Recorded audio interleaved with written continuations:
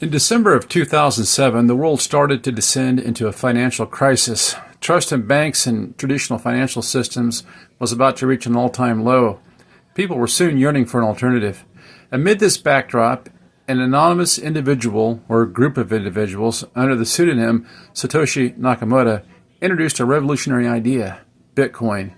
Satoshi Nakamoto published a white paper titled Bitcoin, a peer-to-peer electronic cash system in 2008.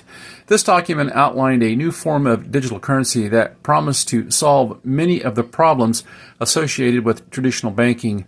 Bitcoin was designed to be decentralized, meaning it didn't rely on any central authority like a bank or government. Instead, it was based on a technology called blockchain. The blockchain is essentially a public ledger, a record of all Bitcoin transactions that have ever taken place.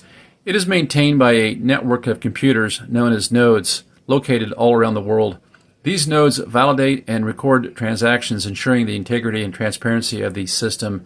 The innovation of the blockchain meant that once a transaction was recorded, it couldn't be altered or tampered with, providing a level of security and trust that was previously unattainable.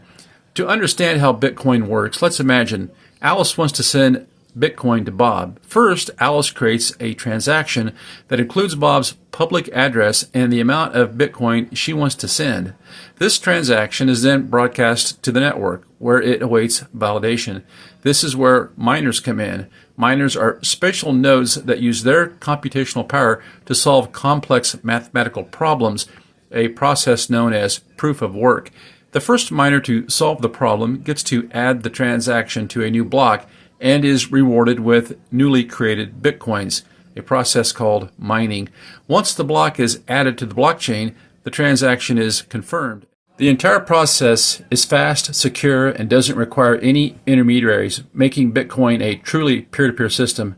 But why was Bitcoin created? Satoshi Nakamoto envisioned it as a way to give people more control over their money.